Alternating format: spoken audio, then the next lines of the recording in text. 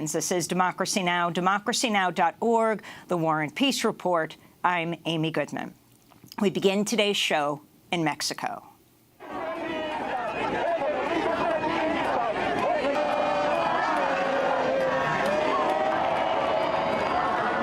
In a landslide election, voters have chosen Andrés Manuel López Obrador to be Mexico's next president. Celebrations broke out across Mexico City Sunday night. The former mayor of Mexico City, who's known as AMLO, will become Mexico's first leftist president in decades. During a victory speech on Sunday night, he vowed to transform Mexico by reducing corruption and violence. The new project of the nation will seek to establish an authentic democracy. We don't bet on building an open or closed dictatorship. The changes will be profound, but will happen with a strict adherence to the legal established order. There will be corporate freedom, freedom of expression, of association, and of beliefs. We will guarantee all the individual and social freedoms, as well as the political rights of citizens, consecrated in our Constitution. There will be no need to increase taxes in real terms, not for the country to fall into debt. There will also be no hikes in petrol. I will lower the general cost of living and the public investment to propel productive activities and to create jobs. The objective is to strengthen the internal market, to try to produce what we consume in the country. We won't act in an arbitrary way, and there will be no confiscation or expropriation of property. The transformation will consist in basically banishing corruption from our country. We won't have a problem in achieving this objective because the people of Mexico are the heir of great civilizations. Preliminary election results show López Obrador captured 53% of the vote, more than twice that of his closest rival. This marked AMLO's third time running for president. In Britain, Labour leader Jeremy Corbyn praised López Obrador. Corbyn tweeted, "Today brings a new beginning for Mexico. Congratulations, López Obrador. His election as president with more than 50% of the vote offers the poor and marginalized a genuine voice for the first time in Mexico's modern history. I'm sure AMLO will be a president for all Mexicans," Corbyn tweeted. López Obrador's victory comes after the most violent electoral season in modern Mexican history. At least 136 politicians have been assassinated in Mexico since September. We go now to Mexico City, where we're joined by Christy Thornton. She's an assistant professor of sociology and Latin American studies at Johns Hopkins University. She was an election observer for the Scholars and Citizens Network for Democracy, currently writing a book about Mexican economic history. Professor Thornton, talk about the election, talk about the celebration in the Zócalo, and what AMLO, what this new leftist president-elect right now, has promised. Yeah, good morning, Amy, from Mexico City. It's really been an incredible atmosphere here. The victory of AMLO and the margin with which he did it really signals a new day here. I think it's beyond the expectations of even some of AMLO's strongest supporters to have seen him win the presidency with what the initial result says is 53% of the vote. We have to think about this was a field of 4 candidates. So for him to have won an absolute majority is something that we haven't seen in recent Mexican elections. And so this is really a very strong victory, a very strong message. And it will be the case not just in the presidency, but in the legislature as well, and in a number of state governorships. AMLO's Morena party, which he founded in 2014, has really become a vital new political force here in Mexico that's really set to shake things up. So talk about what this represents in terms of Mexico and the United States.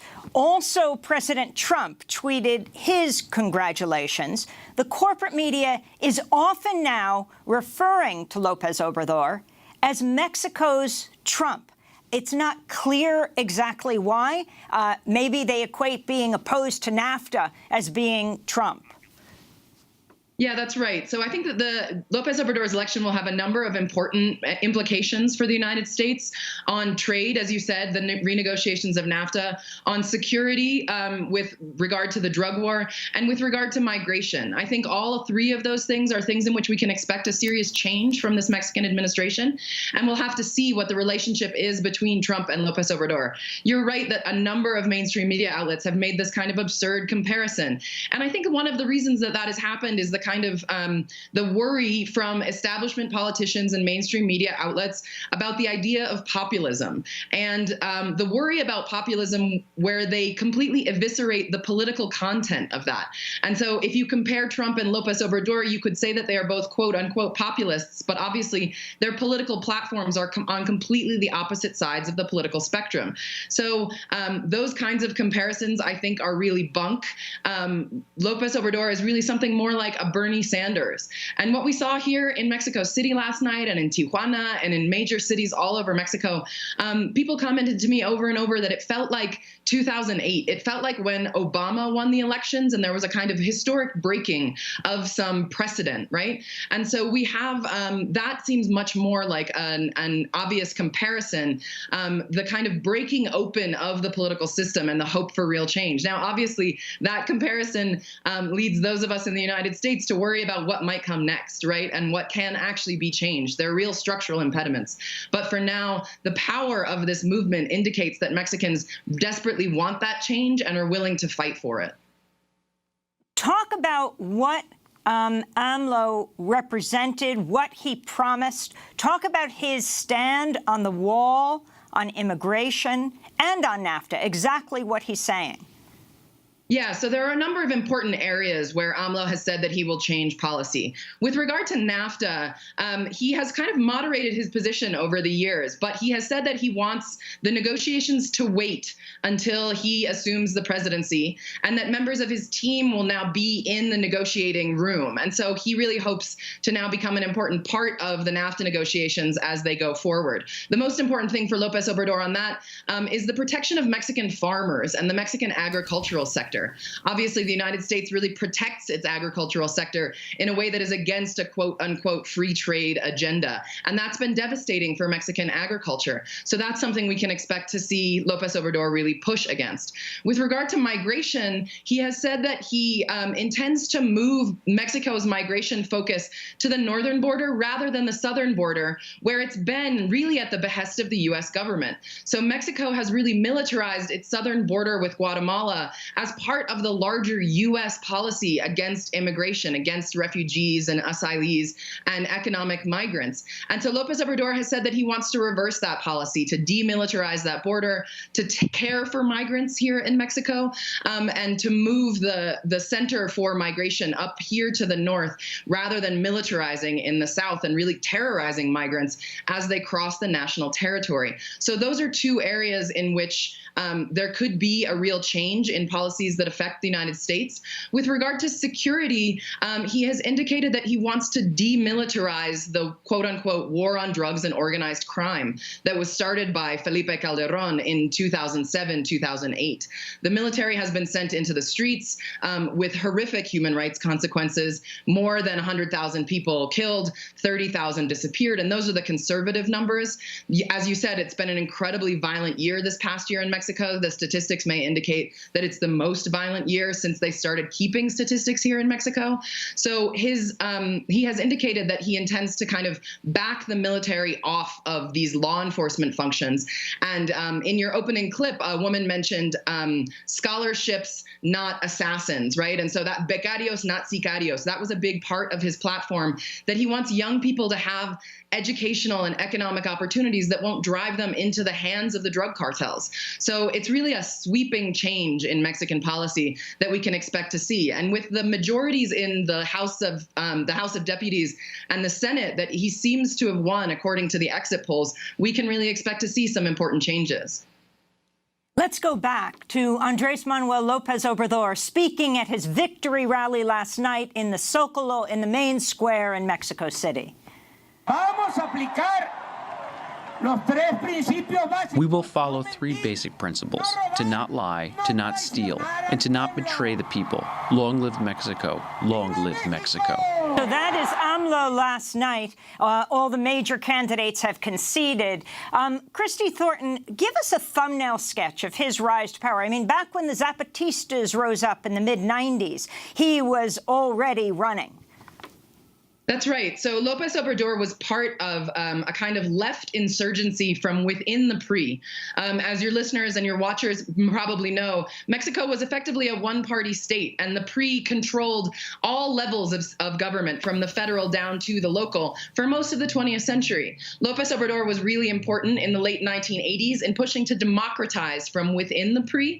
And then when the 1988 elections were stolen fraudulently by the PRI, the computers were literally unplugged and replugged in, and when they came back, they mysteriously showed the pre-candidate winning.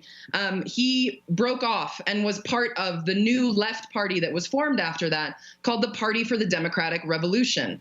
Over the decades since 1988, the Party for the Democratic Revolution has joined the PRI and the right-wing PAN party, the National Action Party, in a kind of consolidation towards the center. So the PRD was run by kind of centrist affiliates with the PRI, people who were willing to go along with the PRI and the PAN agenda.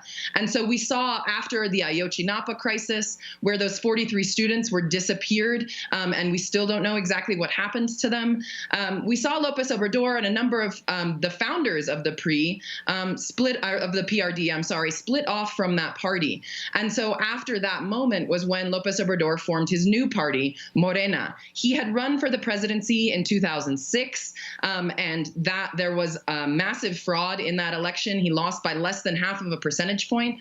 He ran against the current president, Enrique Peña Nieto, in 2012 and lost by a more sizable margin.